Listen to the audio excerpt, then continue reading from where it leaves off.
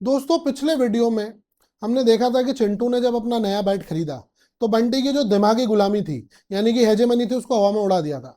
बच्चे खुश थे, उन्होंने क्रांति कर दी। लेकिन कहानी में ना अब एक ऐसा ट्विस्ट आने वाला है जो आपको सोते हुए जगा देगा।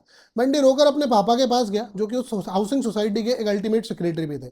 सेक्रेटरी साहब ने चिंटू की क्रांति को कुचलने के लिए डंडा नहीं उठाया। उन्होंने एक ऐसा सिस्टम चालू किया कि बच्चे चाह कर भी कभी दोबारा विरोध ना कर सके।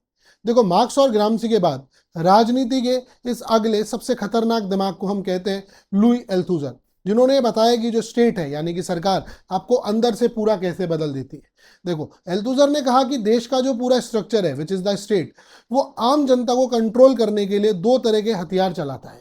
पहला हथियार होता है आरएसए का, which is the repressive state apparatus, दमनकारी तंत्र। यह है ब्रूट फोर्स। मान लीजिए चिंटू और उसके दोस्त फिर भी जिद करे तो सेक्रेटरी साहब ने कॉलोनी के गेट पर क्या किया, दो खूंखार सिक्योरिटी गार्ड्स को खड़ा कर दिया और नोटिस लगा दिया कि बिना परमिशन खेलने पर 500 रुपए का फाइन, यानी कि सीधा जेल। अब ये जो डंडा है, जैसे देश के लेवल पर आपके पुलिस, मिलिट्री और कोर्ट्स होते हैं, वैसे ही है। एल्थुजर इसे कहते हैं आरएसए, जो हिंसा से काम करता है। दूसरा हथियार है आईएसए का, आइडियोलॉजिकल स्टेट अपरेटस, यानी कि वैचारिक तंत्र। एल्थुजर ने कहा कि डंडा जो है वो ज्यादा दिन नहीं चलता है, लोग भड़क जाते हैं। इसीलिए सेक्रेटरी साहब ने असली दिमागी खेल खेला और उन्होंने कॉलोनी में एक मैंडेटरी संडे डिसिप्लिन स्कूल को चालू कर दिया। वहां बच्चों को यह सिखाया जाने लगा कि अच्छे बच्चे वही हैं जो चुपचाप पढ़ाई करें, पार्क की घास को खराब ना करें, मैनेजमेंट की बात मानते रहें। धीरे धीरे बच्चों को खुद लगने लगा कि यार खेलना तो बुरी बात है, हमें तो बस चुपचाप पढ़ना चाहिए। उनका दिमाग ही बदल दिया गया। देश के लेवल पर यह काम करते हैं हमारे स्कूल्स, फैमिली, मीडिया या फिर सोशल मीडिया। अब देखिए, एक बड़ी इंपॉर्टेंट बात है कि एंटोनियो ग्रामसी ने कहा था कि दिमाग बदलने वाली चीजें जैसे स्कूल्स हैं, मीडिया है, ये सरकार से अलग होती हैं, जिसे उन्होंने कहा कि ये सिविल सोसाइटी है। लेकिन एल्थुजर ने कहा कि नहीं भाई, ये सब कुछ, चाहे वो स्कूल हो, आपका परिवार हो या मीडिया हो, ये सब कुछ सरकार यानी स्टेट का ही हिस्सा है। देखो, सरकार जो है वो सिर्फ पुलिस से नहीं चलती है।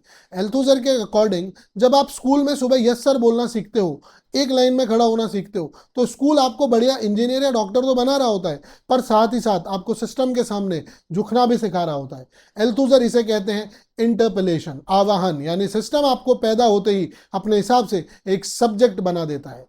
तो मेरे पॉलिटी प्रवाह के स्मार्ट दोस्तों, अगली बार जब आपको लगे कि आप पूरी तरह आजाद हो और अपनी मर्जी से अपनी जिंदगी जी रहे हो, तो एक बार रुक कर सोचना कि क्या ये आपकी अपनी मर्जी है या फिर एल्थुजर के बताए हुए किसी आईएसए, स्कूल कॉर्पोरेट कल्चर या इंस्टाग्राम एल्गोरिथम ने आपके दिमाग को बचपन से ही इस तरह डिजाइन कर दिया कि आप वही सोच रहे हो जो सिस्टम आपको सोचवाना चाहता है।